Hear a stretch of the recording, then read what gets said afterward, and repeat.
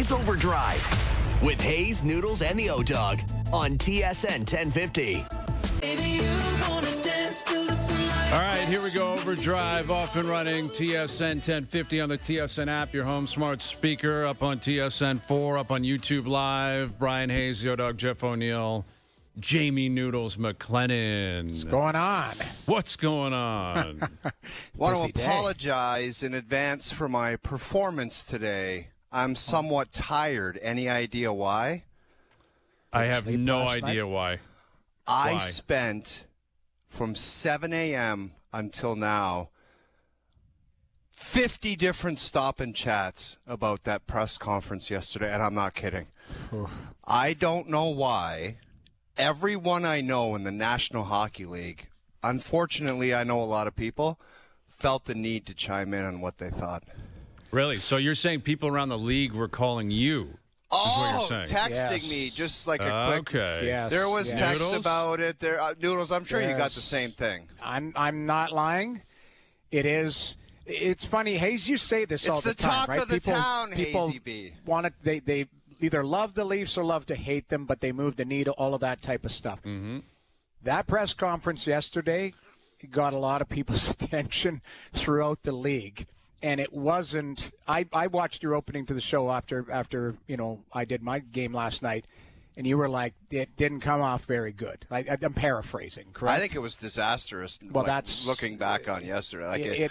That's the summation I got from everybody I was talking to. Going, what the hell was that yesterday? That's basically. I'm paraphrasing, mm-hmm. but And as you dive deeper into it, people are like, well, what did this mean? And what did that mean? And why didn't the media ask him this? And what is this, and what is horizontal lines and being connected? And, like, you're just like, what?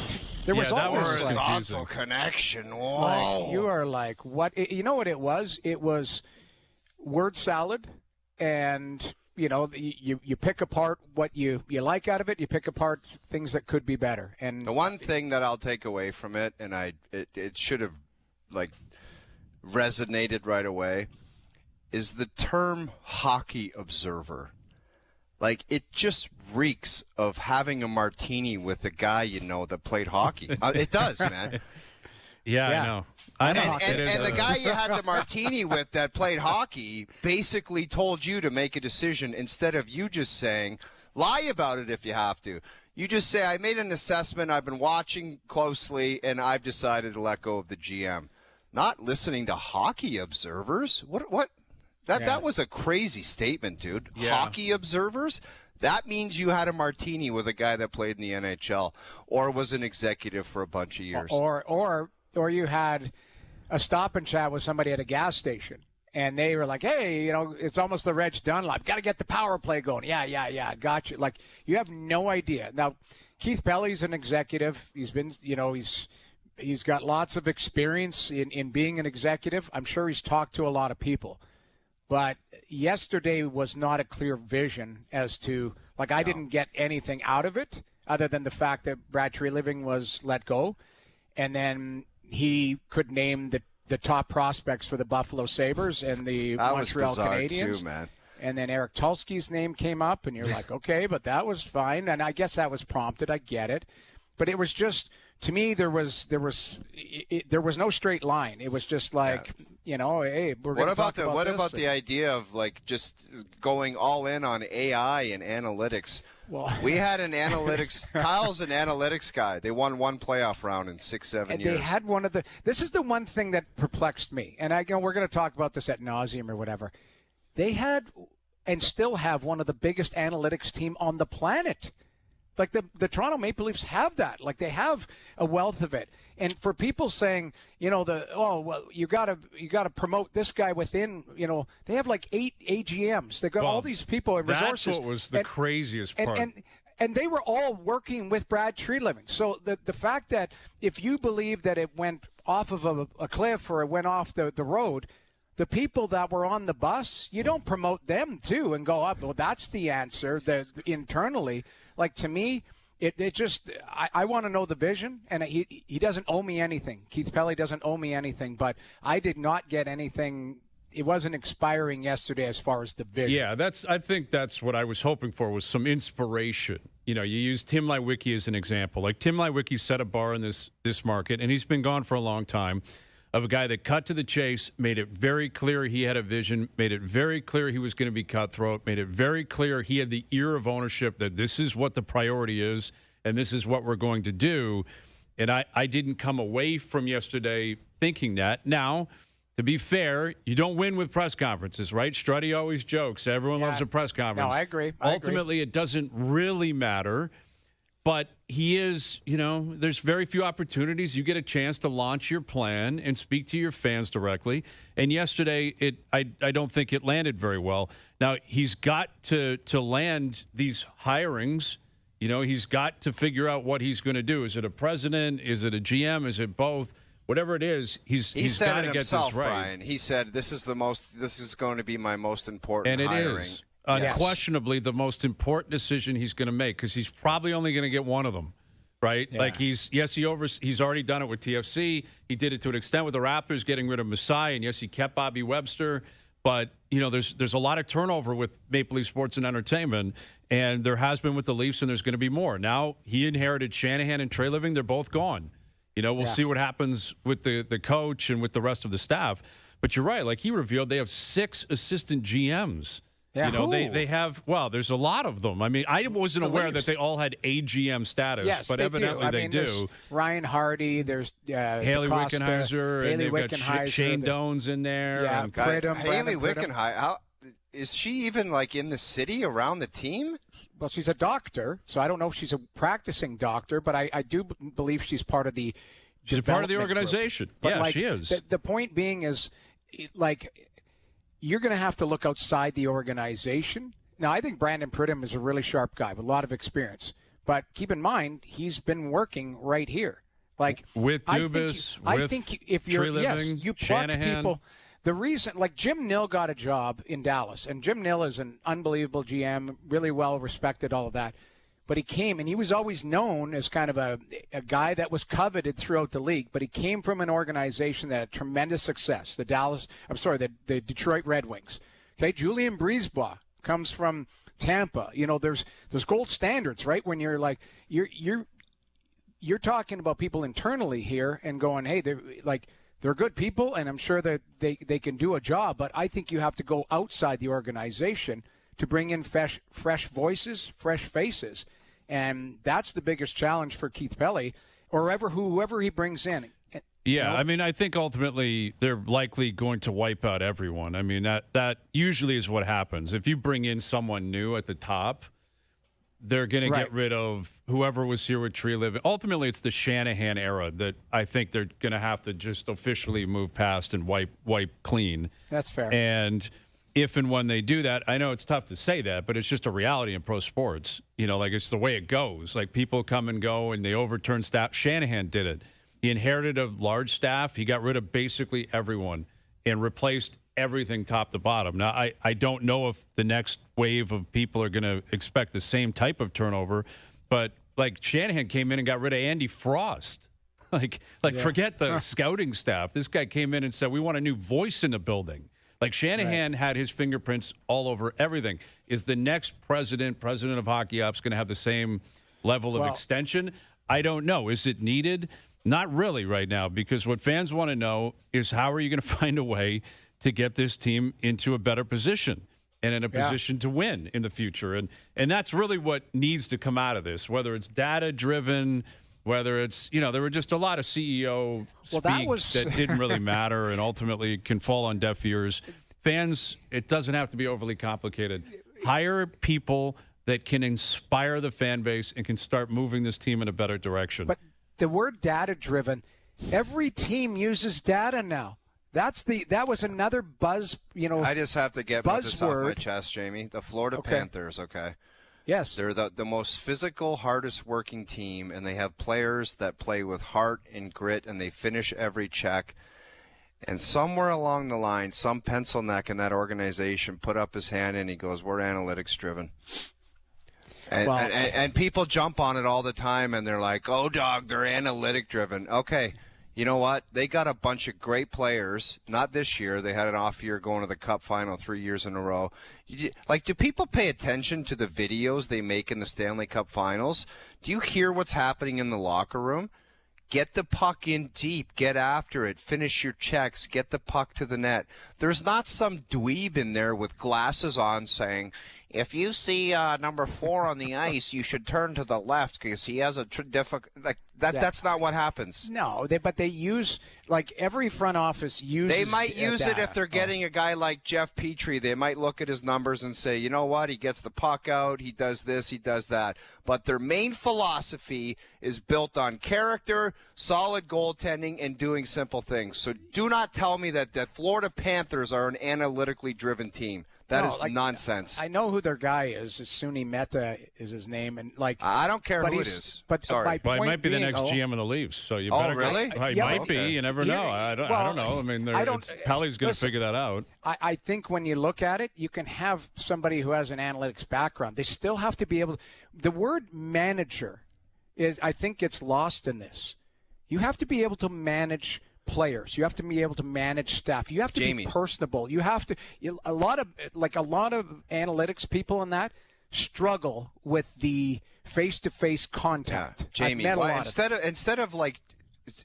instead of going down a road where you said the next GM has got to be this or it's got to be that, the statement should have been, I am going to get the best person available in the sport of hockey and make it happen and bring him in here because I think that's what's needed. You don't need AI or analytically driven GM. Like, people talk about some of the geniuses that run hockey teams. Like, what success have they had? Like, are they ripping off championships? People are in love with this crap. In love with it. I think your statement is correct, What he should have said is, I'm going to get the best person or people available regardless of what their background is. And it might be analytics. It might be personable. It might be a coach. It might be a recycled general manager. But we're going to get the best, and we're going to get this right. And it might have to be a team. And I will say this, with the not knowing of what Austin Matthews is going to do, with the team in the dumper this year, with very little young players and very little picks, I don't know if guys are going to be just jumping ship to say, I got to be a part of this, because you know what? This might go down the sewer, and who the hell wants to be involved with that? So in years past, I think guys would be clamoring for this position. But the way things are set up right now, I'm not sure if a guy had the ability like Berkey did back in the day when he jumped ship from Anaheim. I'm not too sure too many guys are putting their hand up saying, because a guy sent me a text today saying, not sure how guys would be looking at this position. It's not like they'd be just dying to get on board with this. It's a fact. Well, you'll go ahead, Hayes, or I've got it. I mean, I think it's easy for a lot of people that haven't been offered the job to say, I don't want the job. It's like no one's offered you the job. Furthermore, it's easy to say it until Keith Pelly calls you up and goes, I'll pay you $6 million a year. Oh, that sounds like it's, I know, like, but Brian, what if he pays you $6 million a year but says, don't even think about the word of rebuild? I still think people will jump. Like, you're telling me the AGM in Columbus is like, no, not interested because I wanted to do it my way. That goes to the point. Why would you want it like some random AGM just because you think he's an analytics nerd? That's not even my point. I'm just saying you guys are hearing from people around the league. I don't know who you're talking to. I don't know. But I'm just saying it's easy to say it right now. Correct. Yes, it's not because you haven't been offered anything. And I'm not saying that they wouldn't follow through with that conviction. There are, I'm sure, people that would say, I'd rather stay here, right? Like, we can reference other big shooters around the league that are in good spot. Let's use Bill Zito for an example. Why would Bill leave Florida? He's won Cups. It's Florida. He's in a great spot. I'll bet you the owner would sit there and say, if you get a better deal, we'll match it. Okay, I'm staying. That I understand. The guy who's never been a GM in the league is going to be the GM of the Leafs and get paid a fortune and have this great opportunity and say, no, not doing it because, I'm not buying that. I'll believe that when I see it. I'll believe that when it's reported. Oh, yeah, that AGM who's never been a GM anywhere, he's actually going to stay in Carolina because, he doesn't like Keith Pelly's press conference. Well, I'll believe that when I see it. And that's a fair point. But I also think, too, if you are going to take a job and it could be your legacy job, and you're walking into no control or meddling Who from has above, full control, Noodles? Tell me a GM in the league that tells their owner to get the hell out of the room when the owner says, I'm coming in. Tell me one. Give me one. I would think a lot of them have the room where the owner trusts them. So I would say Vinny That's Viola. different. I would say Bill Zito. I would say Bill Zito could probably say, I know what I'm doing here. You worry about being a hedge fund manager. I wouldn't disagree with you, Noodles, but Bill Zito still has to explain himself. Like even enough. right now. Everybody's got to explain himself. There's a tanking difference right between now. explaining and somebody saying, hey, I heard from the Petroleum Club a guy was sitting there having you don't a know rum. that that's and the case. I know that's the case a lot of times in the league. And the problem is people who are not hockey people think they are because their buddy told them this and that. And I'm not saying that's Joe the from case the Bridge here. is a prime example. No, that's valid, Noodles. But let me answer that. There's also a lot of quote-unquote hockey people that have been running teams into the ground throughout the league. You're right. So you And can't still just get trust credit the as hockey quality guy. hockey people. Yeah. Here's the thing that I still want to come back to. The right hire, I think it's multiple hires. And the CEO or president of the Toronto Maple Leafs does not have to be a hockey guy. Maybe it's a really savvy, good businessman. You think about it. I had a smart person say this to me yesterday. You think of the CEOs of, the biggest companies in Canada or in the U.S. or whatever. Like those people are running multi-billion-dollar companies. Does it have to be a hockey guy who has a grade 10 education, but he played in the NHL to be a president? Could it be a smart businessman who knows how to manage people, manage up and manage down? Well, I can give you a Blue Jay example. Paul Beeston is an example of that. Beeston was the president he was the first employee the Blue Jays ever hired. And Gillick was the GM, obviously, through the 80s and 90s. And Anthopoulos was the GM through the 2010s. Right. And he was just a good business guy who knew when he needed to be. The thing is, I think Pelly kind of feels like that's who he is, Noodles. I think Keith Pelly thinks, and he's the guy with the title. He's the president and CEO. I mean, but it's tough for him to be running 6 of those organizations, let alone one. And that's where I think you can have when you have so much resources like that company does. Although they're not spending, there's now reports they're not spending like they once were. I get that, and I wouldn't blame the effects of that, but would Brendan Shanahan have maybe helped this team this year? I would say yes, and because he's another smart voice in the room. Again, if they had to get rid of his salary, I just felt they needed to change a body on the tarmac. I get it. Mm-hmm. But what I'm saying is they have nothing but resources, and if they want to be smart with the resources, they've got to allocate their money properly. That's what I would say to whoever is running, Organization X.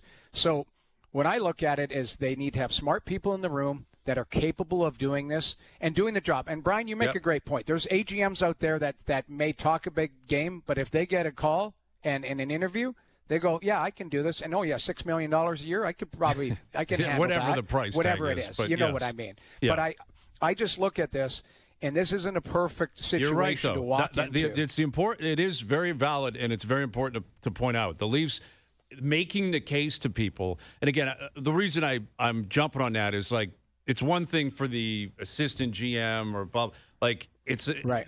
That I don't think the Leafs would have that difficult of a time pitching. It's more so if you want the heavy hitter, if you want a big dog, that's where Shanahan walked in and it was a different situation, to an extent. But it wasn't great then, and he took on the job. But he did have Tim Lewicki who hired him, and Tim Lewicki, I think, said, this is what I'm going to allow you to do, and I want you to execute it.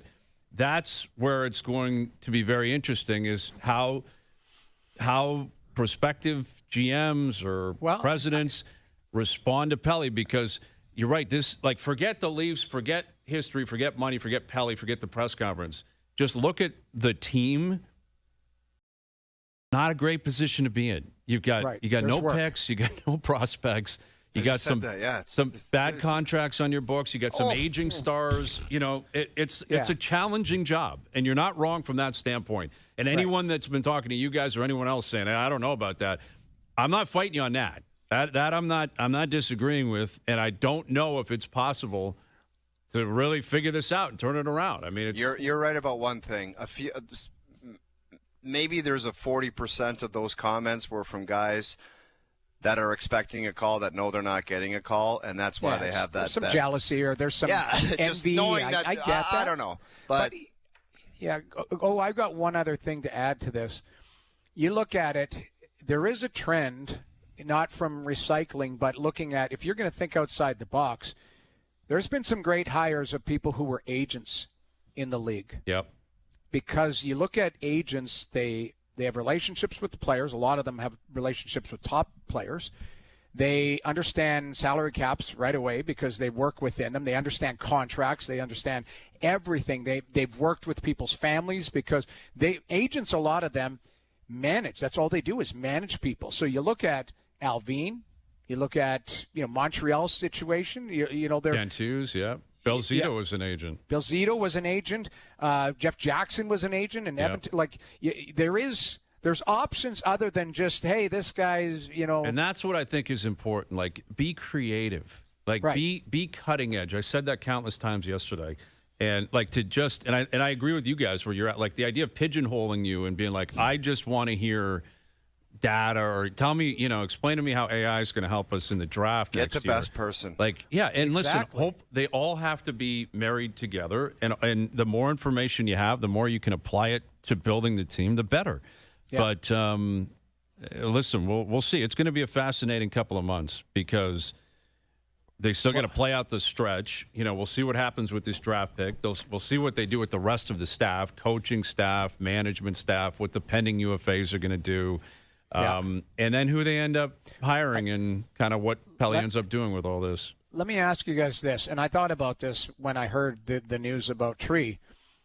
The timing of this, it kind of made sense in the sense that if whoever the new person coming in needs to know this team right now and needs to develop a relationship with Austin Matthews and William Nylander and take a look at all of these types of things because there's decisions to be made in the offseason. A lot of times if you hire somebody just before the draft or, in an area where, pretty much your draft list has been set, free agency is 2 weeks away and what are we doing? Like a new manager coming in can't really put their stamp on the team because you haven't had time to settle into your skin in your new environment. So, the timing is never great to let anybody go. Mm-hmm. But I think that, it's just interesting they do it on, a Friday night or was it a Friday night? It was a Monday night. But you're right, though, about the idea of them trying to get back on the saddle next year. Like, whoever comes in, you got to get going quick. You got decisions to make right away. The league shuts down on July 5th. I say some stupid stuff. If I was Keith Pelly, a lot of stupid stuff. I get that. I would literally bunker down a senior person for the next 2 months, whether it be Larry Robinson or Lou Lamoriello or somebody, and just consulting on all of these positions. That's what I would do because his experience and he just told me. He said yesterday he's dealing with hockey observers. Who those people are, I have no idea. But somebody like that, I would pay a fee to say, hunker down here in Toronto, and I want to consult you on these decisions.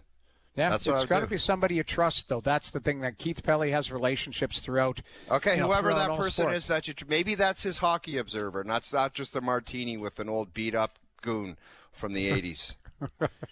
Well, yeah, we'll see what they end up doing. I don't know. I mean, but there's lots of work to be done. It comes back to what you guys were talking about yesterday, and I watched it. It's like, okay, what does that mean? And he doesn't have to go, I'm going to do this, this, and this. But he left it open for interpretation.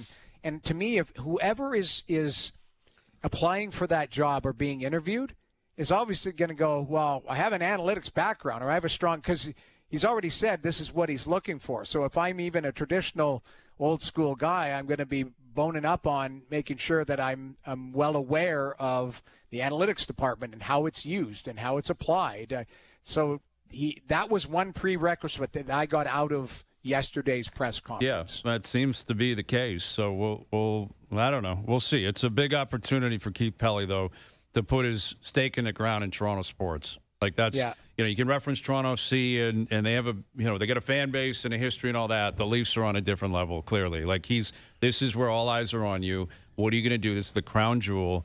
Find a way to get this on the right path. Yeah. But there's more to the story than just this in terms of the Leafs and the way they're doing business. Jonas Siegel wrote an article in The Athletic today with some pretty damning reporting on, Pelly's implementation of price tags for experiences down at the rink. And we'll tell you about that. We'll get into it. Chris Pronger coming up today. Keegan coming up. The Jays have just lost in extra innings. So they dropped 2 of 3 to Colorado. Gosman was phenomenal. It's the bats are they're cold right now. It's really quiet. Yeah. They're quiet bats right now. They had the rally last night where they scored 3 or 4. It's all small ball too, right? It was just single, double, single. I know. It's like it always takes me just a little bit to say, Vladdy boy, hello. No home runs yet for Vlad. Welcome back type of thing. Well, I mean, it could be worse. It could be Bo.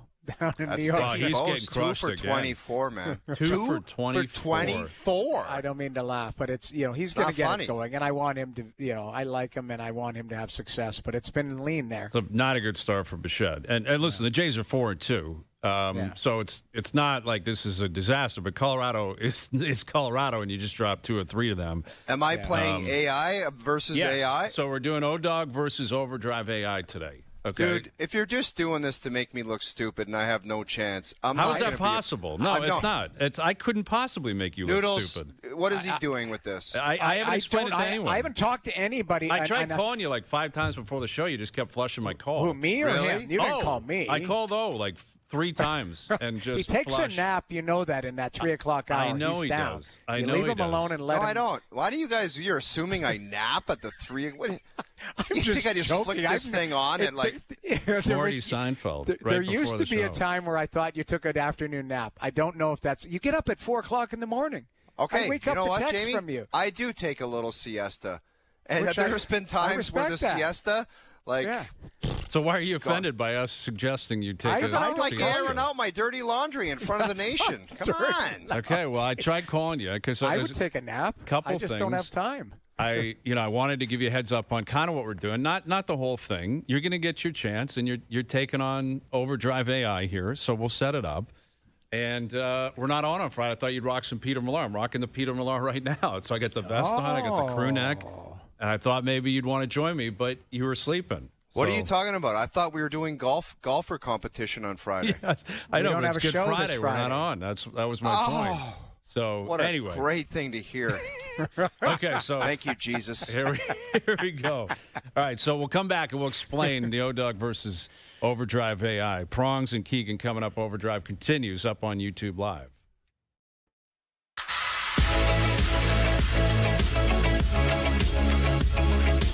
All right, Overdrive continues, powered by FanDuel, bringing you more ways to play your game your way. The Jays losing in extra innings today, 2-1 to Colorado. They dropped 2 or 3 to the Rockies, but 4-2 on the season. Now off to Chicago, not playing tomorrow due to bad weather, so they're going to play on Friday, 3-game series starting Friday against the White Sox, and then the Dodgers are in town on Monday.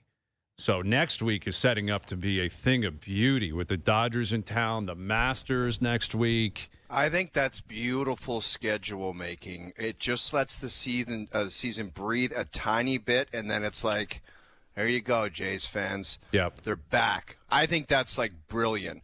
I don't know what sport it is. Is it NFL where it's like the teams that played in the Super Bowl meet early like the next year or something like that? I think it's great. Yeah, the NFL has their scheduling system set up so effectively the best teams are supposed to play each other the next year. I mean, obviously you play within your division and you have divisional games and all that kind of stuff, but they try to set it up. That's why you see the Bills play the Chiefs a lot. You saw Indianapolis play the Patriots forever when it was Brady and Peyton. The Dodgers coming in, I don't have time to get to many games, but I might have to.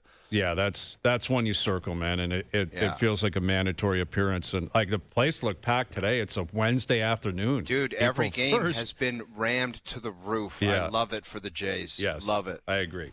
All right, so yesterday, Noodles, you were off, but AI became a big thing on the show, right? Because Keith Pelly referenced that AI is part of the future, and whoever is going to run the Leafs in the future has got to be able to use AI and kind of implement it to get the Leafs moving and shaking. So we thought we'd create our own AI system here, which we've done, right? Overdrive AI.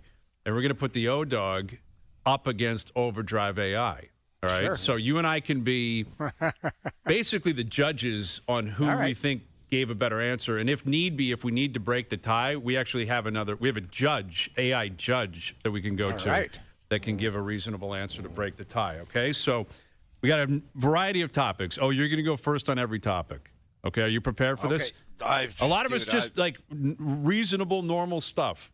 Okay, and you just got to give is it like one-word answer? No. You can give me a couple of sentences. Okay, so you can flesh it out. It can't be a 5-minute answer, right? Because AI is sitting there saying, "What are you, an idiot?" But Hazy, I got a question for you. What if I got a BS if I don't know the answer? And No, it's opinion based stuff. Oh, okay. Yeah. So here's an easy one to start. Okay, the O-Dog versus Overdrive AI. Oh, who was your Jack Adams winner this year? Who do you have winning the Coach of the Year in the NHL?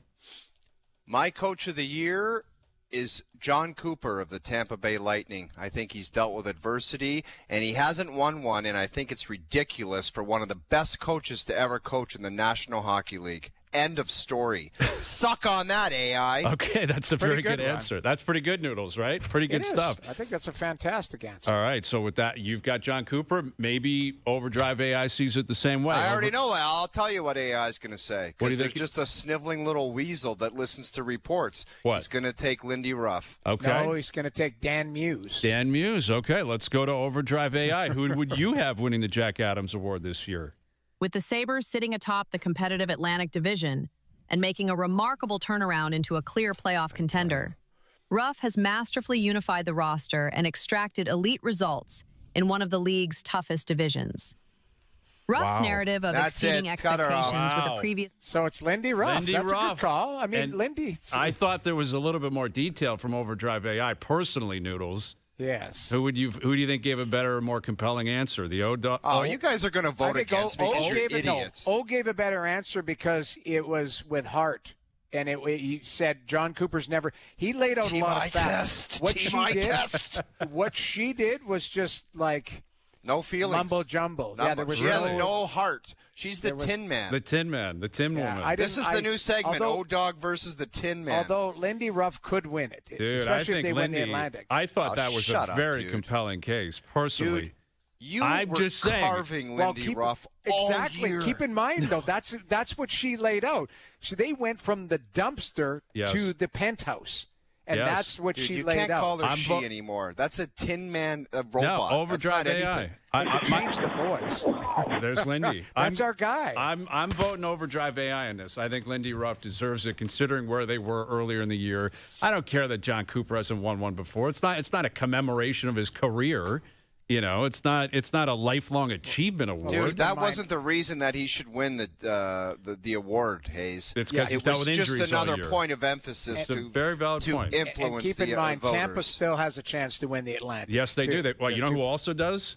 The Montreal Canadiens. Dude, they just went down to Tampa. Now, Dobish was unreal last night. They are beast-slapping people right now. Like running through Carolina, Dallas, Tampa, man. They are on fire right now. They are on fire. The Habs. Louis. Ooh. It could be Marty St. Louis. Maybe a person would possibly argue that. But all right, so you're on the OI. I'm on the AI. We got to go to a third, like a tie break here. Let's go to the jury here. What is the third and final deciding vote? O-Dog. Okay, there you go. Yeah. Owen's the first one. All right. The O-Dog comes out on top. Right? Who was that cat? That's another AI. That's an AI jury, man. Dude, I'm so horny for this segment. Yes. I love it, and we're doing it every week. O-Dog versus Overdrive AI. Okay, you have to make a case for why Paul McCartney was the worst Super Bowl halftime show of all time, why it's a bad one. Why Paul McCartney is not a great choice for the Super Bowl halftime show. Because it was a young, invigorated crowd who was all sauced up, including myself. I had the Tito's and sodas cooking after playing Sawgrass, and we were revved up and we wanted some excitement. and Paulie Mack got wheeled out there on his piano, and people were sleeping halfway through his performance. Okay? Wow. And it's just, they wanted some AC/DC, some hype. They wanted to cheer and get loud, and Paulie Mack wheeled out there on the piano and was a solo act, and no one was entertained. Okay. I don't care how good his songs were in the past. He's a legend, but it's not for a Super Bowl Noodles, halftime. Guy, I'll hold your thought. We need to let Overdrive AI. They have a chance to respond the opposite way. Fair enough. Overdrive AI. Why is Paul McCartney a great choice for the Super Bowl? Paul McCartney delivered one of the most iconic Super Bowl halftime shows ever in 200005. Yes. You're wrong, Seamlessly Tin blending Man. timeless Beatles classics like Hey Jude and Live and Let Die with Wings hits into a high-energy, stadium-shaking performance that united generations. Brilliant. His legendary voice, masterful You're high, showmanship, Tim. and Brilliant. pure rock and roll charisma proved why he's a music legend, turning the massive stage into All an right, that's unforgettable... enough. We got the it. Tin Man Overdrive is AI. on hash gummies because I was there. I was in the building. I was in the building. Yeah. What does the Tin Man know about the concert? I think she nailed Dude, it.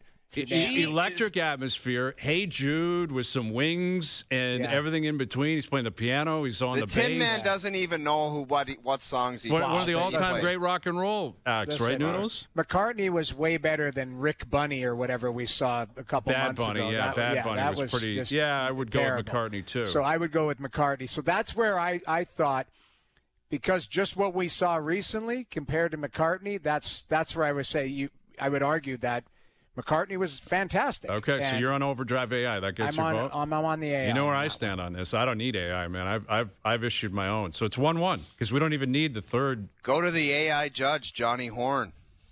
Overdrive AI. Thank you, Again. John Horn. So there you go. Everyone's on board that you're wrong on this. Absolutely wrong. It doesn't matter if it's a person or if it's a computer. You're wrong. Okay, let's get back to some real stuff here. I'll make the case for who is the best Canadian team in the NHL today. Who do you think is the best Canadian team in the NHL today? The best Canadian team in the NHL right now is the Edmonton Oilers because they have Connor McDavid, and he is the most lethal weapon to ever put skates on, and he's slowly ramping it up again. Here you go, Tin Man. Leading the National Hockey League in scoring again. They're getting some saves from Ingram, and they're tightening up just a wee bit necessary to pull off victories. That's why it's the Oilers. Big win last night. Another big win. Ever since he called everyone out, right? McDavid scored again. They got 7 games left. He needs 7 goals to hit 50. And let's not forget, Tin Man, they have an opportunity to finish first in the division and have some kind of favorable mapping. So does Montreal. So does Montreal. Yeah, I mean, Ottawa's red hot. I gotta pick my side. So I know. Yeah, I agree it's with a you. good argument. I get you. How about the Winnipeg Jets? Like 2 points out of the playoffs. There's right a now. chance. They I'm are telling. There's a chance they're going to make it. Yes. I'm telling you. sniffing. Would they scare you? Like if you're Colorado and Winnipeg gets in and Hellebuck is You staring know what? at If you saying, "I'm Hellebuck ready." goes Olympic gold on us, who knows what they could do? I think there's a chance. Yes, because they've had to scratch and claw to get in, and Hellebuck just showed us what he could do.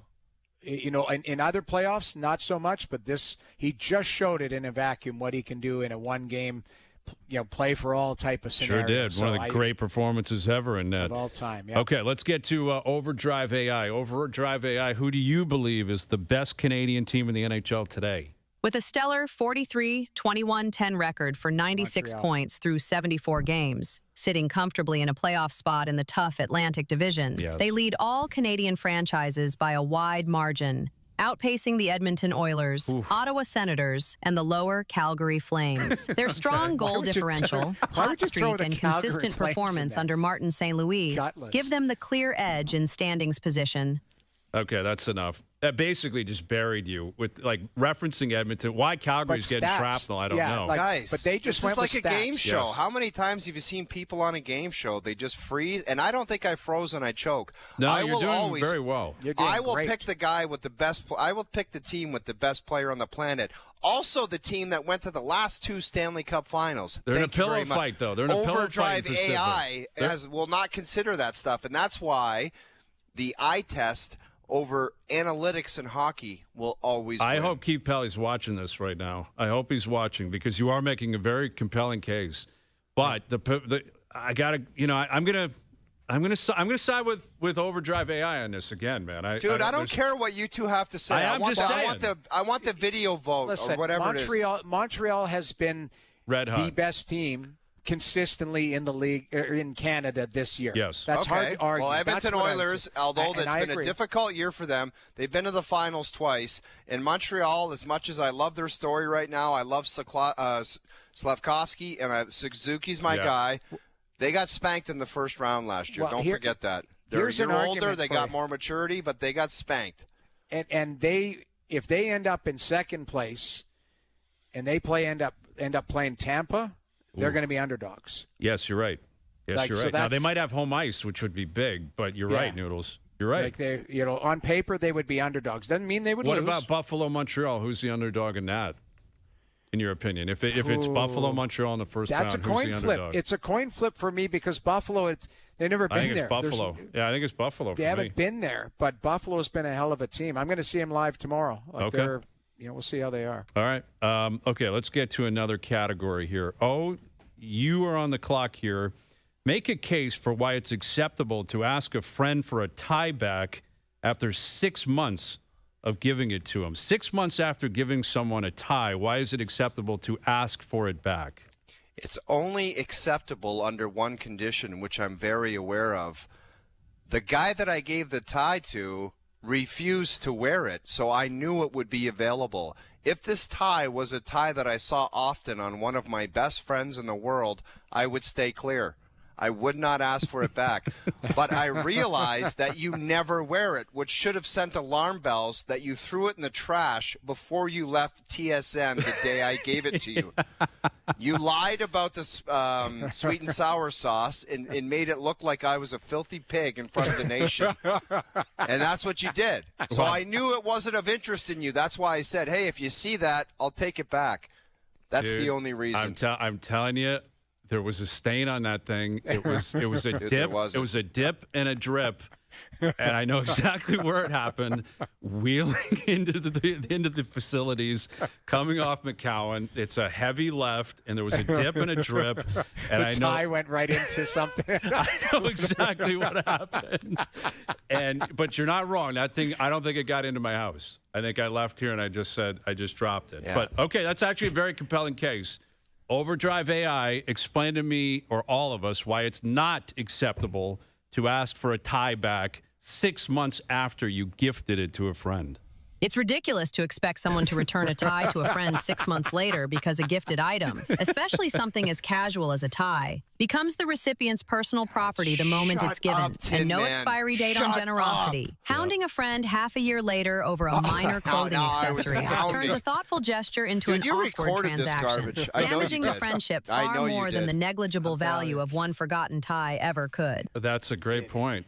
You recorded those stupid things. I didn't do anything. This is Overdrive AI. Yeah, I'm telling you, AI is like I talk to their Chat GPT all the time. Like they talk back to you. It's weird. It's weird. This AI.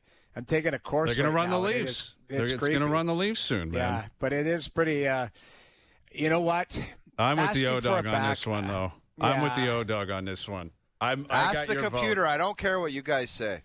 Okay, you don't want to hear our votes? Noodles, are you okay with that? You want to go straight to the computer? Yeah, give the computer. Okay, go ahead. Overdrive AI. Get lost. That's Doogie with a muffled voice. A filthy No, that's pig. Doogie with a muffled voice. You know how you call a guy and it's like, give me 5,000. That's Doogie muffled voice. That is Doogie. It does kind of sound like him. All right, I got some more we'll scatter through. I got some more. Ask the computer who's the overall winner thus far. Well, you got that or no? That's a very good question.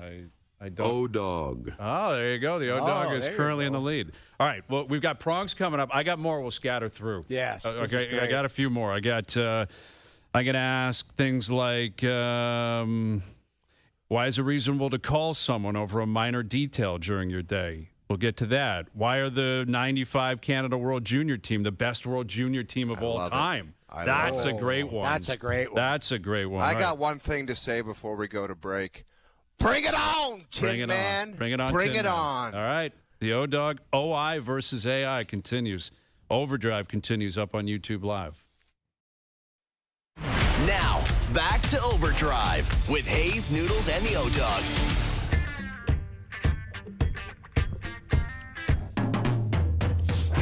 I got completely crushed by my daughter today.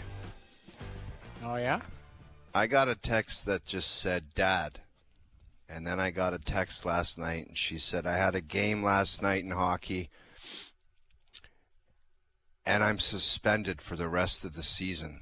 I was like, oh, my God. Uh-oh. And I said, what did you do? She said, I got in a fist fight with another girl on the other team, and then after that, I told the ref to F off. No way. That'll do It's a it. chip off the old block. That'll do it.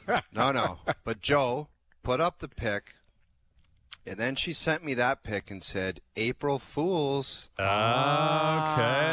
Yes. I April was Fools. like, oh, my God. She put up that pic, and I just saw that smile, and I was like, you little devil. Because what I was about to do is something that happened to me, because we lived around the corner from my grandfather, and if we ever did something stupid, my dad would do his business, and then he'd say, go and tell your grandfather. So we had to wheel down there and tell our grandfather.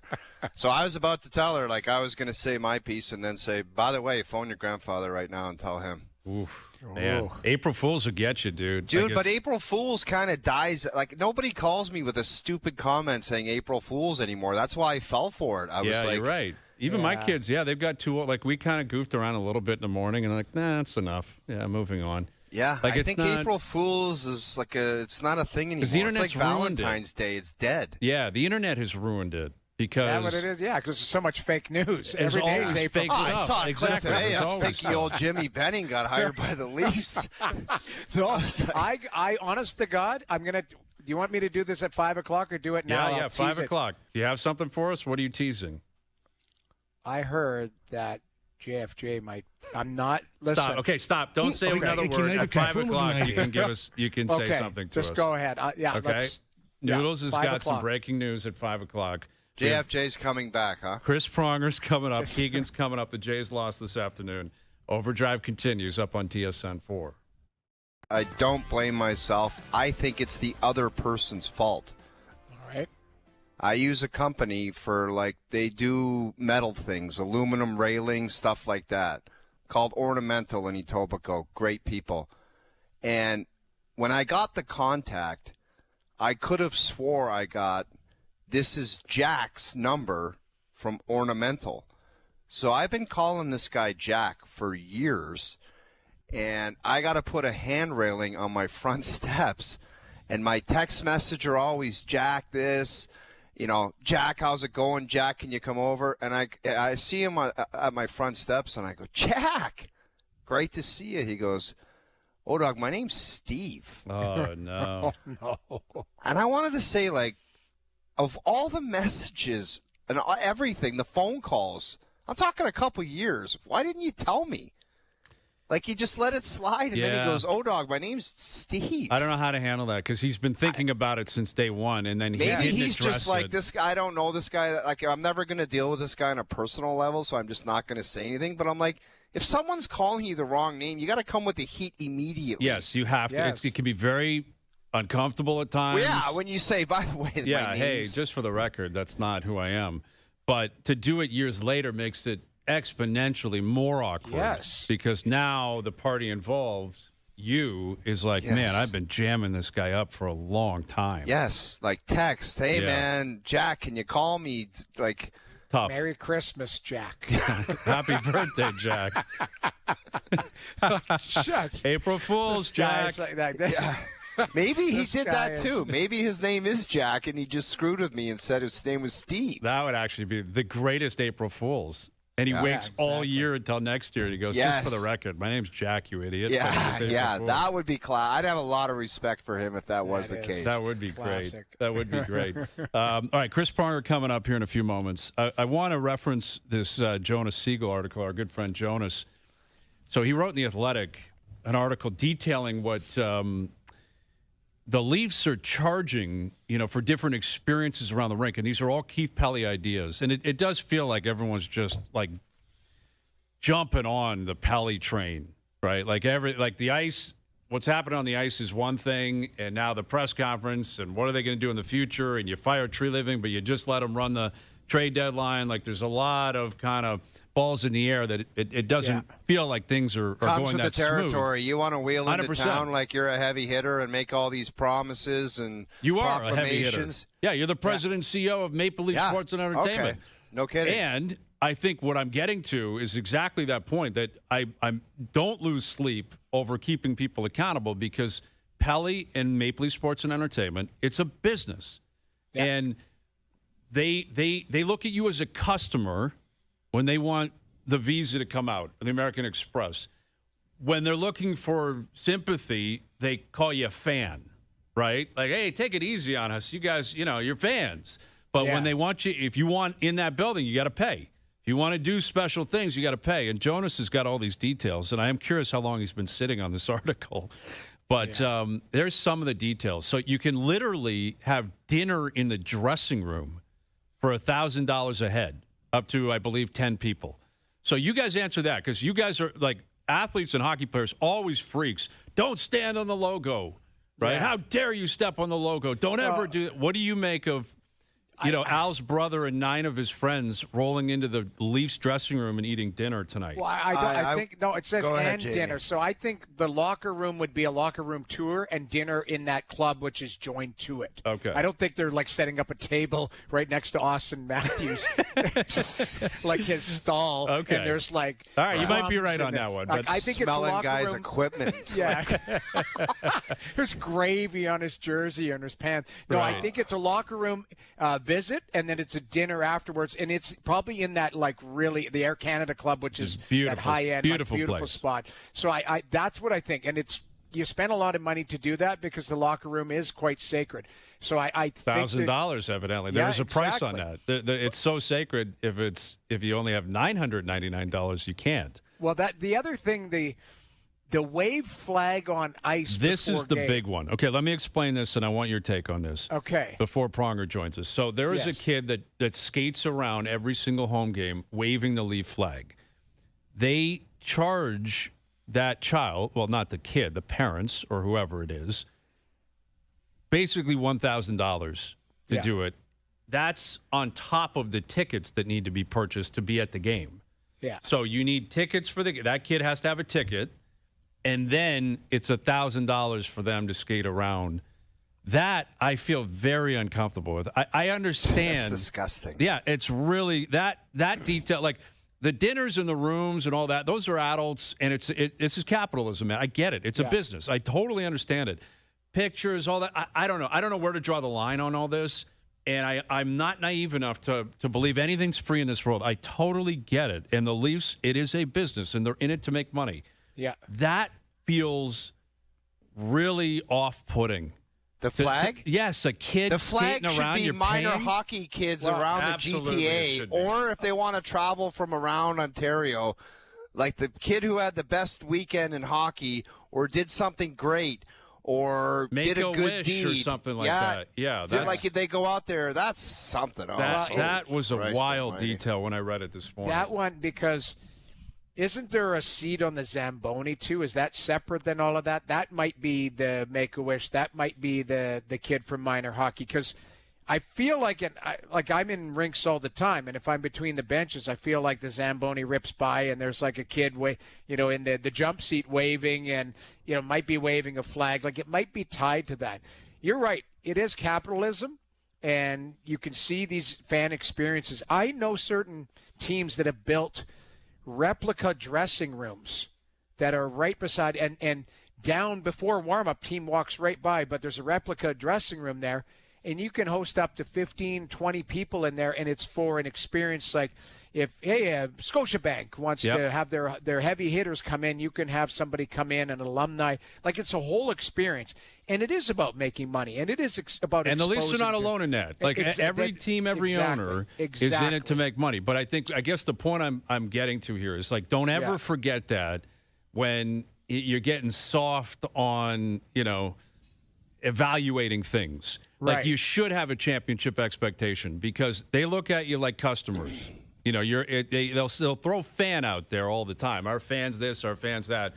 Everything's got a price, you know, and I get it. I understand it. I understand it. Like, and dude, the kids with the flag with the is wild. That's a that tough should come one. to an end. $100 to blow the goal horn? Give me a break. Somebody asked for a hunch after that. I told them stuff it. Imagine being like, here, let me get some cash. Yeah, I would tell my son to hit the horn and then punch the guy asking for the money right in the pills. Sorry, I only have a hunch. Can you do you have any change for horn nut shot right away? What if I want to push it twice? Can I get a discount on the second one? All right, let's bring in Hockey Hall of Famer. He's an author now as well. He's an author. He's got $100. He could hit that goal horn 100 million times. Yes, he could. I got to find out if I'm in that book. I hope so. Stanley Cup champ and most importantly, author. Here he is, Chris Pronger, joining us on the Maple Toyota Hotline. Yes, I may have left you out on purpose, Noodles. Okay. I can be honest with you, I can't remember. He didn't give me $100, oh dog. I don't know. He couldn't get it the book. Yeah. That's right. That's what I would send an email to my friends. You give me a hunch, you can get a paragraph. I love that idea. Pay for play in the book, man. That's great. That's great. How's this experience going for you? I mean, that's a pretty. There it is. That's a pretty cool site. Yeah, there it is. It's got to be really cool. Yeah, it's been quite the process. It was a lot of fun actually writing the book and kind of picking out the stories and the life lessons I learned through the course of minor hockey, NHL, and then post playing. But there's some cool stories, some of which you can't Google, which is nice. They're all from up here in the vault. But yeah, it's been it's obviously a lot of work promoting a book, but it's a cool experience. Awesome. With Chris Pronger. So what else is going on? Well, I mean, you can imagine. You can imagine. There's a lot going on up here. Yeah. Hey, you know what, Prongs? You gotta show us your call history. Just flash it up for Canada because you never we want to see what's going. Like, is there anything we should see on there or what? Like, just fire that thing up to the screen and let's have a peek. I do have an Apple iPhone, so. That alone will not get you the history because Apple will not give it to you.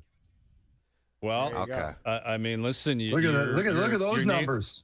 Yeah, how about that? People can bet on Chris Pronger running the Leafs. Would you put money on yourself, Prongs, insider trading or what? Not from what I heard today, but you never know. Okay, well, what are you hearing? What do you make of this? Is this a job that people should covet around the league? We're trying to figure that out. Where do you stand on it? I think they'd covet it because it's the Toronto Maple Leafs, and it's an opportunity to hopefully one day have a parade.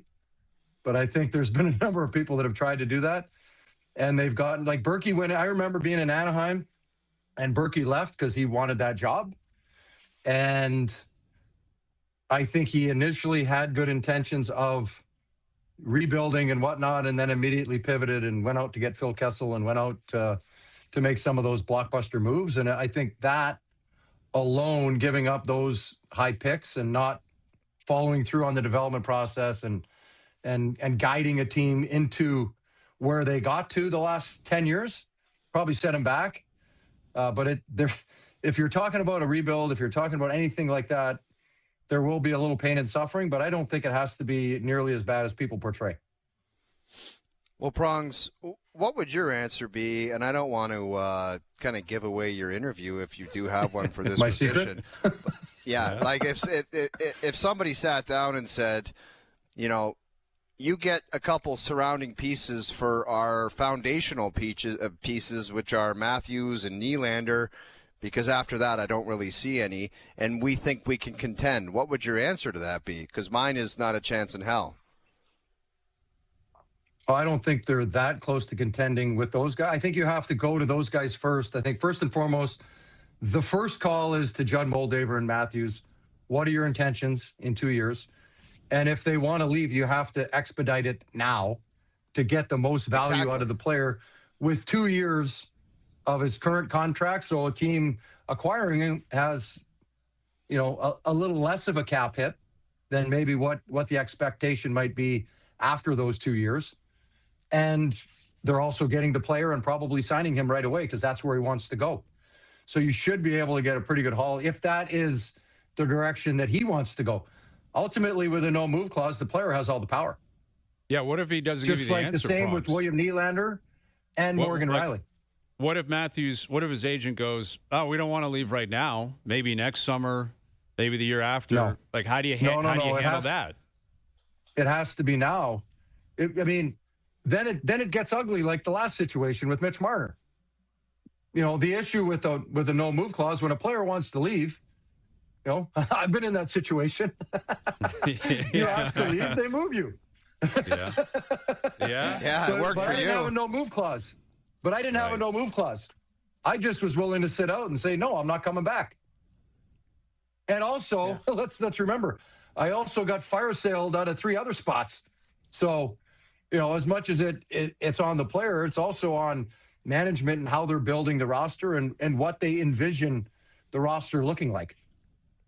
So, Prongs, I heard you mention the cap and things like that. Does this mean you're analytically driven? Data driven. Yeah, data driven. I heard Mike Johnson talking about AI yesterday on your show. Artificial intelligence and all the right. It has, by the way, it's been around forever. I don't know if people realize that it's been around a long time. Maybe to those in the data community. No, data. Analytics. Oh, okay. Yeah.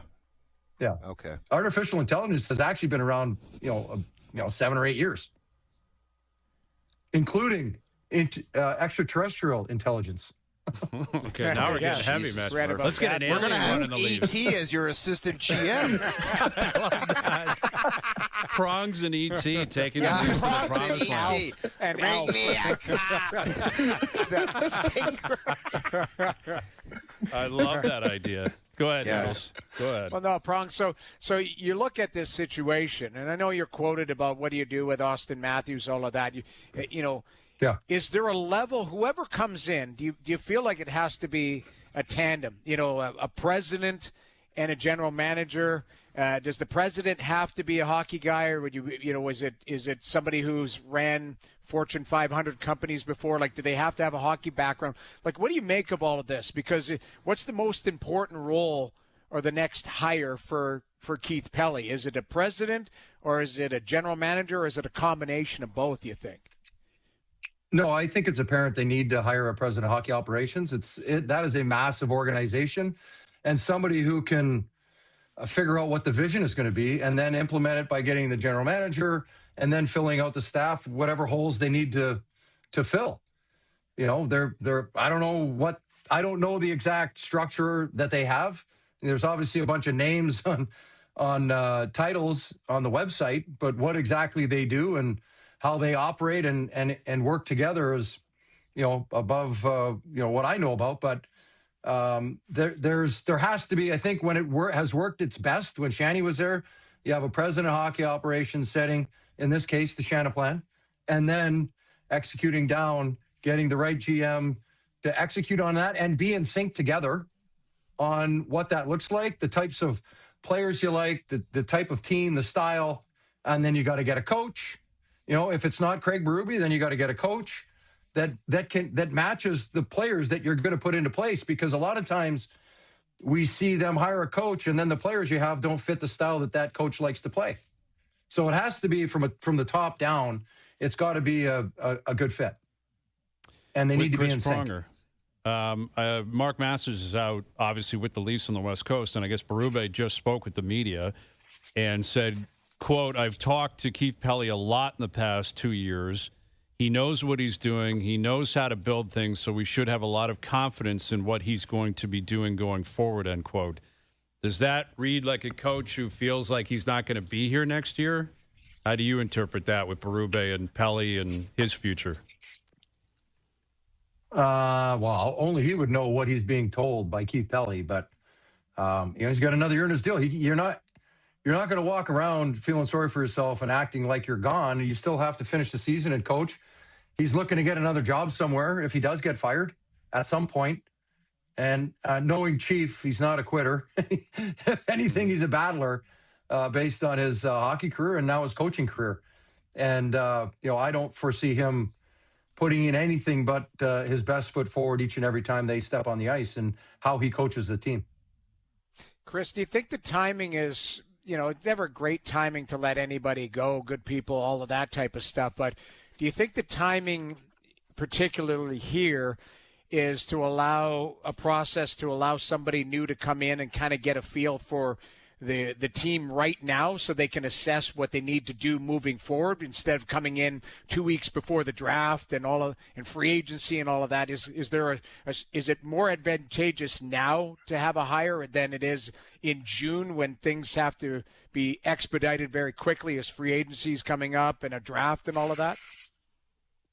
Yeah, I don't think they're going to hire somebody within the next 2 weeks. I wouldn't imagine. If they're going to go through the process of interviewing people, unless they've already established who they want and they're trying to go get them.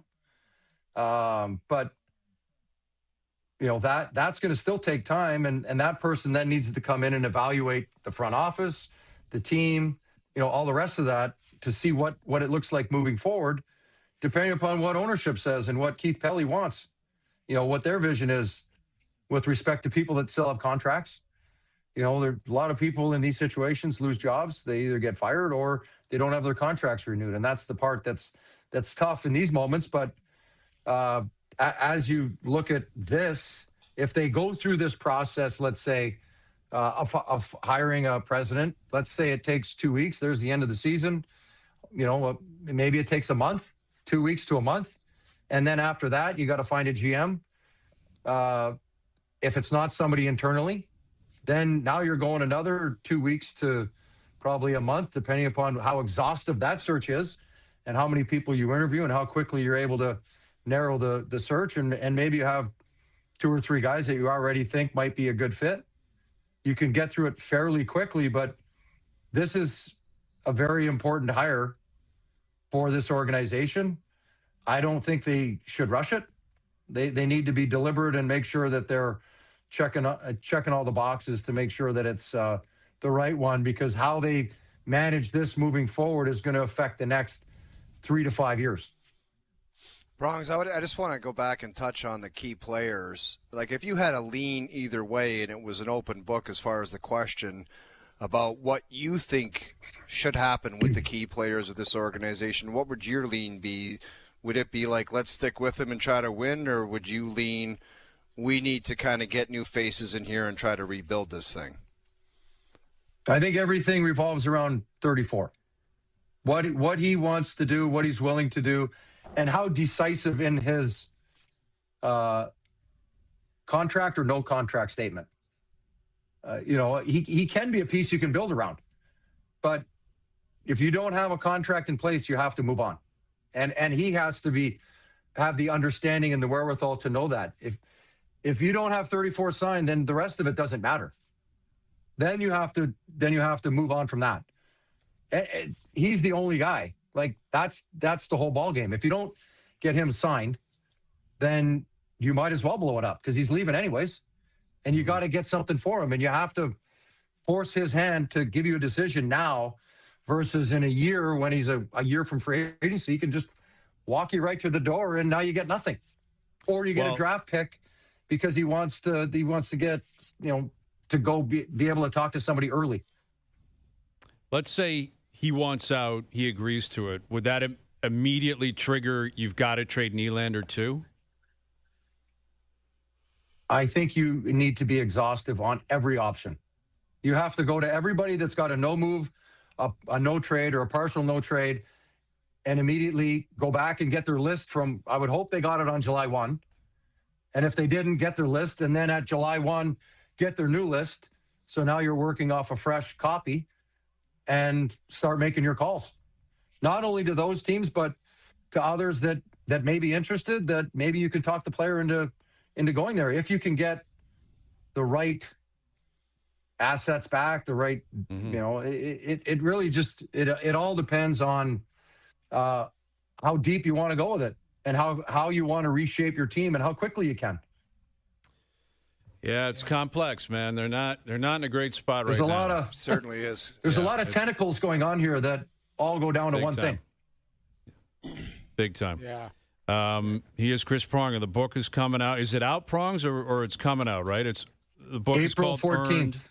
April 14th. I love it. April 14th. Amazon.com, Amazon.ca, or ChrisPronger.com. There you go, ChrisPronger.com. That's where Save we. some money. I know for us, you've for been on that Christ's website, sake. O-Dog. Leave us alone. Yeah. I've tracked, Leave I've tracked some the money people that for have been us, on my for crying website. I out saw loud. O-Dog about 15 times on there. That's his homepage. That's his homepage, ChrisPronger.com. Yeah. He loves it. There's All your right, new Prongs. screensaver, O-Dog. Yeah, I'll get right on it. I'll get right on it. Yeah. All right, buddy. We'll do it again soon. Thank you for this. All right, thanks.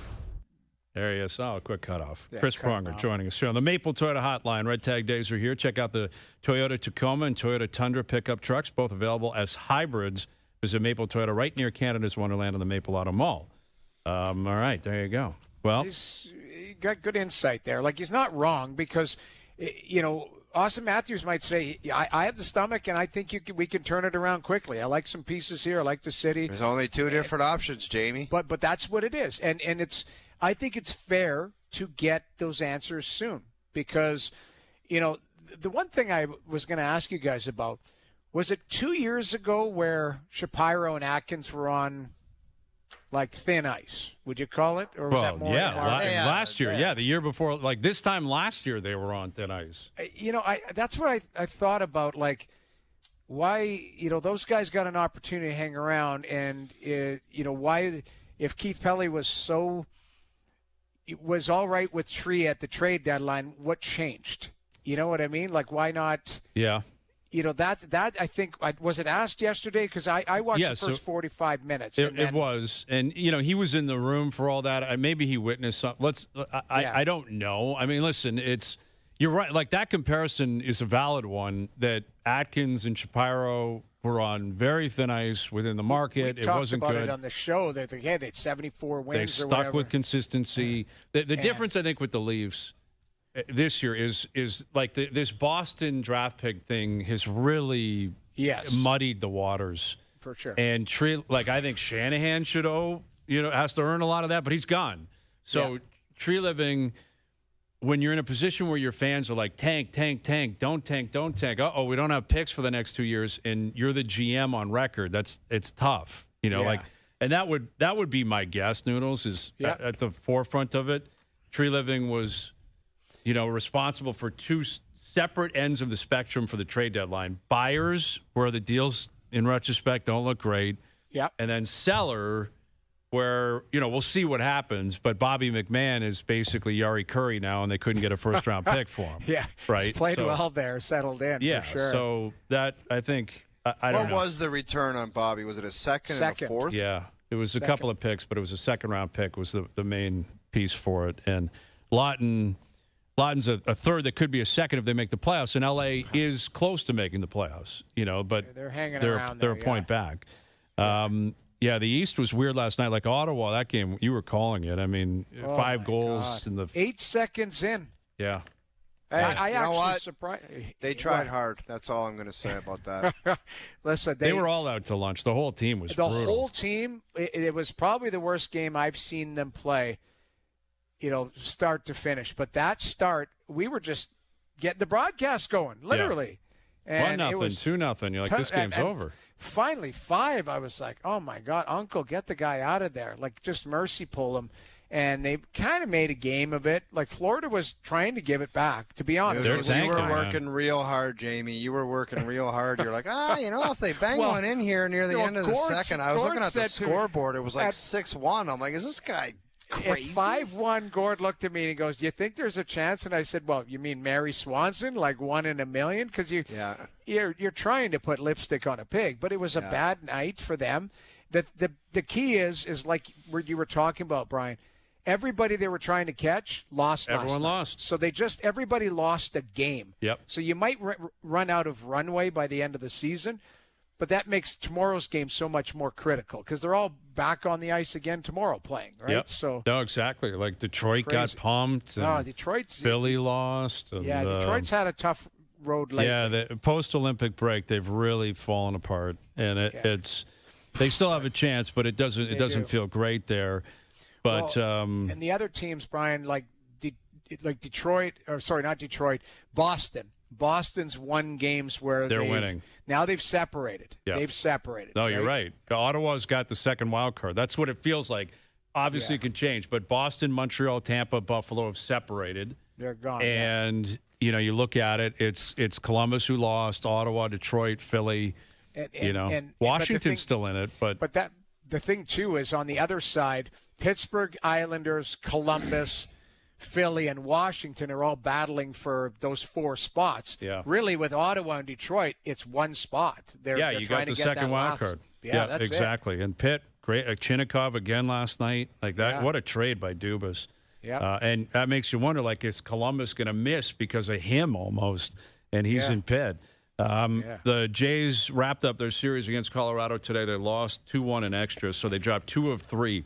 The bats are cold. We'll catch up with Keegan, get his take on what's going on with the offense. What do you make of this quick road trip down to Chicago? The Dodgers rolling through town on Monday. So we'll catch up with Keegan, get to our best bets as well. Overdrive continues up on YouTube Live. Now, back to Overdrive with Hayes, Noodles, and the O-Dog.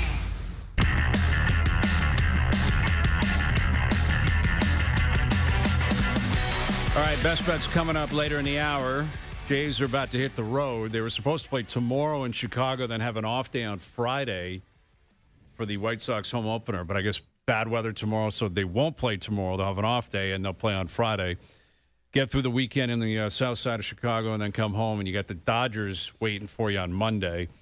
Jays now 4-2 in the season. They lost 2 of 3 against Colorado, including 2-1 loss in extras today. A man that was at the park and a man that will be soon in Chicago joins us now. Here's our main man, Keegan Matheson. How we doing, Keegan? Doing well, fellas. First road trip of the year coming up. I got a free day in Chicago now. I think I'll find a way to use it. I love that. It's such a great town. So vibes around the team. 4-2, big picture, 4-2. Small picture, dropping 2 of 3 to Colorado. Where do we stand on this so far? Man, didn't end well. This is a Rockies team that they outscored, I think, 45-6 over a 3-game series last year. Like, they beat the doors off them. And the Rockies are getting better, but they're not a contender whatsoever. To waste a Kevin Gausman start like this is a sin. Mm-hmm. I mean, this is the best I've seen Kevin Gausman with the Blue Jays, period. And he's doing it out of the gates after his biggest workload ever last year. You can't waste that. But, guys, I also see a 4-2 team who is getting 35,000 plus a night on Monday, Tuesday, Wednesday, when last year you were getting 20, 21,000. It feels different. It sounds different. I even find these crowds are more in tune with what's actually happening in the game, not only there for, the dollar dogs or whatever thing they have going on. It's a different feeling, guys, a way different feeling. You sense the momentum. The baseball's just got to follow it. Talk to me about the bats, Keegan. I know the starting pitching has been fantastic. The Ponce injury is clearly unfortunate, but it seems like there's a little small ball here and there, the odd dinger, but it just doesn't it's not jiving on all cylinders quite yet, is it? No, you're right. There's just something that's an inch away. It starts with Vladdy. It always will. It's always going to for the next 14 years. And Vladdy represents this, guys, because he has, I think, 6 singles. He's taken 6 walks so far this season, 1 strikeout, right? That's good. You want him on base, but you also want Vladdy to hit a ball 500 feet. So that's got to break through here sometime soon. Kazuma Okamoto's looked fantastic. Jesus Sanchez, the new guys have looked fantastic. But the other 2 guys we've talked about a lot, Dalton Varsho and Addison Barger, have not looked great out of the gates. Those big springs have not carried over. So when they break through, they're going to score 15 runs in a game. It's going to happen. It might happen this weekend in Chicago. But right now, it's all pitching. Guys, the 4 healthy starters looked unreal. Like the hottest start of a rotation that we have seen in this city, period, with the Blue Jays. But you got to hit, man. Like this team should be 5-1, 6-0 heading out of here. 4-2, I mean, you take it. It's good, but it's the A's and it's the Rockies. You got to make hay while you can. So where are you at with Brendan Little then? If he has a few more rough outings, what do you make of that? Not a good start, guys. When you look at Brendan Little's option, I think that's where this leads eventually. And I know that everyone wants to say get rid of the guy cut him, whatever. He has an option. You can send him to AAA, and he's still a guy who's throwing 98, and maybe he figures it out. I don't know. But honestly, I like that John Schneider put him out there today. I would not like it if John Schneider kept him in the bullpen for a week and tiptoed around this and babied it. Like, figure it out right now. This is a playoff team in the American League East. This division is going to come down to one game. I can almost promise you that. You don't have time to tiptoe through these things, figure them out in the soft spots. Figure it out right now. Is he going to be part of this bullpen for the full season, or does he need a month in Buffalo to figure this out? And it's such a frustrating thing, guys, because if Brendan Little threw 91 and just didn't have the stuff, whatever. See ya. He's gone a long time ago. But he can throw 98 from the left side. He has a big curveball. He just doesn't do what he should be doing with it. He should be hammering the top of the zone with that fastball and dropping the hammer on guys with the curveball. He's just not making the most of his talent. And that's why I think from the Blue Jays side, there's frustration and also this sense of belief where you want to get it out of him, but it's got to happen soon. You know, the act of being a legitimate World Series contender means you can't be patient. Like, nobody gets to hang around based on potential. You have to be doing it out in the field or else. With Keegan Matheson, and you referenced the fans, being more maybe calculated, more involved in pitch-by-pitch sequences, and I think the response to Little is an example of that. Now, even the average fan is well aware of his reputation from the playoffs and down the stretch last year, but he has heard it from the fans. I'm pretty sure Fisher was it Nance? I think Nance was hearing some boos today. Yeah. Tommy Nance was hearing some boos. So is that what you're speaking to, Keegan? Like, it's all of a sudden there's become these kind of, those are Yankee expectations down at the Dome. Like, hey, if you're not getting the job done, we're going to let you hear it, even though the team's 4-2 and it's the first homestand of the season. Exactly. And I like that fans are there. It's, let me be careful so I don't sound like I'm taking a pro-bullying stance here, fellas. But like right, when there's some real boos in the stadium, like, people give a damn. Come on, like, for too long, this has been the city where the starter will give up 7 runs over 5 innings, and he gets a pleasant round of applause coming off the mound. And I'm up in the press box thinking, like, come on, Not everywhere is going to be Philly or the Bronx. I get it. But I think that fans have an understanding now that this is a competitive World Series team. It's not a team that's just here to participate and maybe get invited to the party in October, which is what it's been for years. I was really surprised when I heard the level of boos on Brendan Little. And I was surprised when I heard it again. Like, people are engaged and expecting something just beyond family fun at the ballpark. They want to see a team win. And I think that's a very good thing, guys, because that was new to me. I'm not used to hearing boos like that at a Jays game, and it shows a fan base that gives a damn. Guys, you can agree or disagree on this point, but I believe in this day and age, with the fans knowing damn well what the players make, and it's a lot of money, especially in Major League Baseball, I feel there's this sense of entitlement, as in, if I'm going to the ballpark, you better not screw me over and have a bad performance. Like, there's no patience with any of it, and they feel this entitlement to just say, I hate your guts immediately. There's not very much patience anymore. Like, we're talking couple bad days and the boos rain down. I don't know. Maybe I'm crazy. Well, I think, again, there's a difference between a reaction to a specific player and a reaction to the team. Yeah. Right? Like, well, there's a social media aspect of it too, Brian, where there's people that literally go on their social media and they have a rant about how they hate a player every single day. Yeah, it's a lot different, man. It of course. Yeah, it is. there's a difference between world. caring and being a loser. Yes. I think some people can take that pretty far. For what are we? April 1st. I mean, damn, like, it's there's a line that people cross, and that line's been crossed a ton. But I think that people are eager to react this time of year. Keegan, do you want to go down the line here? You can start with Hayes, Noodles, and then me. Caring or a loser? Start with Hayes. I'm looking at 3 men who care right here. How could I say a bad word? There you go. There you go. Listen, I think the expectations are high. They're high, but also it's been uber positive. I mean, I don't think we can paint this as if the fans have been losing their minds. No. They have been so positive about this team. I know. It's like Brendan Little is a sore spot for He's a a lot gas of people. bag right now. Unfortunately, you mentioned, and I think you're right, Keegan. Like if you're Schneider and Pete Walker, put him in a position where he's got to prove it. They didn't, like in the World Series, they were hiding him, right? Like they wanted, they never were going to, they had to put him in Game 3, and we saw what happened. It wasn't his fault they lost that game necessarily, but it got to a point that, like, we got to pitch him. Like, you can't be doing that 6 games in. You got to put up or shut up, and I have no issue with the team doing it and the fans having an individual reaction to a player or a couple of players when the rest of the lot is getting a ton of, like Barger, you mentioned it. Barger's off to a brutal start. He's not getting boos leaving the box, because I think people understand what he represented last year and the hope that he can represent it again this year. It's what people remember, and a lot of baseball fans jumped on board for the playoff run last year, and that's cool. Like there's always space on the wagon. Whenever people got into this, for millions of people, it was last year. And they're watching a Blue Jays team that's doing everything really well, but Brendan Little had those bad outings in the postseason. You hold on to that. So emotions are just heightened right now, I think. Like when they win opening day and it's a walk-off, you're thinking, damn, this is like the ALCS again. They're going to play in the World Series tomorrow.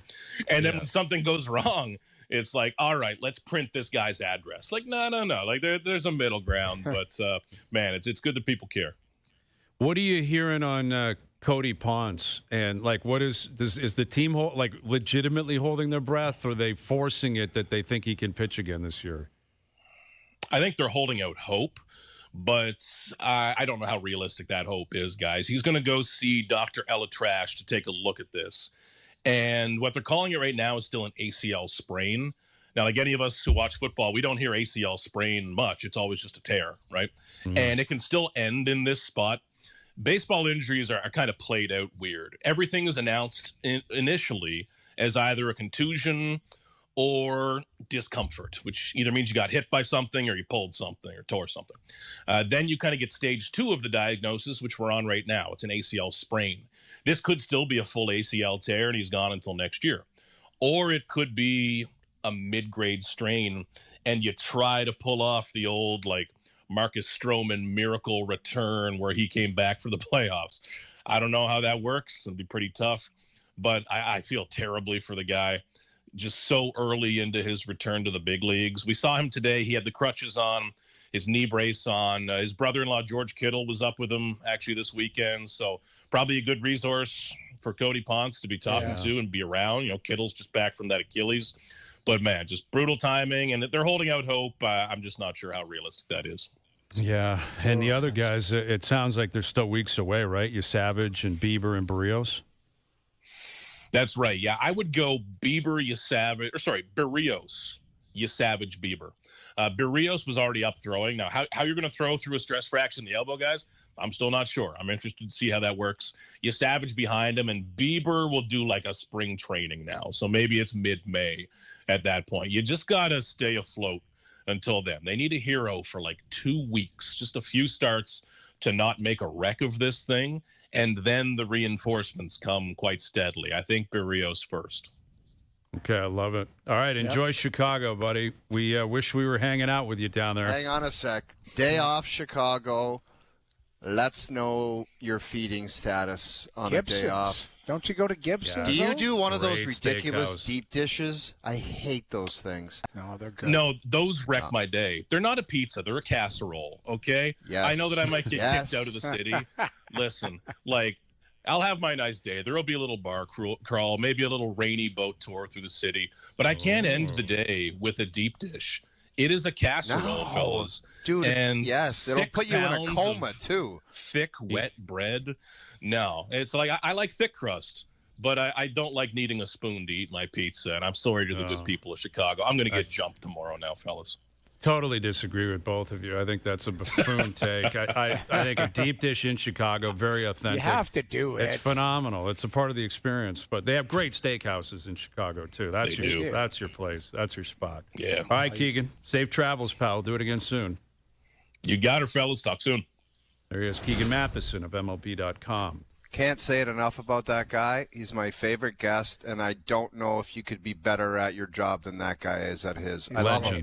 Absolute legend on top of everything. Year, too. Long year for him. They puts the time in, right? You're on the road. Yeah, he sure does, man. He's off to Chicago and back home for the Dodgers series. And but an off day in Chicago is there's worse places. I love Chicago. I love such Chicago. A great city. You might like Chicago more than NYC. It's close. New York's my number one. Like if I were to choose, I think one city in the world that I love New York. You and I had a great walk around Central Park. Sure did. You and I. We had a great time in New York. A great time in New York. A phenomenal place.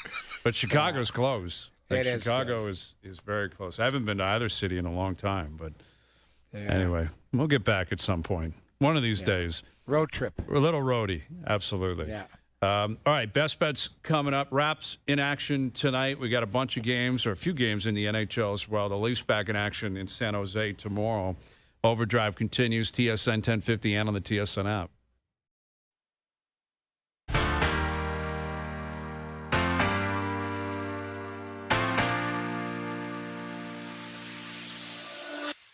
All right, Best Bets powered by FanDuel. Make your picks and assemble a same-game parlay in seconds on the FanDuel Sportsbook app. The Raptors have my favorite team, the Sacramento Kings, in town tonight. I love Sacramento, and the Raps are a huge favorite. Tons of injuries. Might be the biggest organization you've ever ripped. Yeah, they're usually my number one target.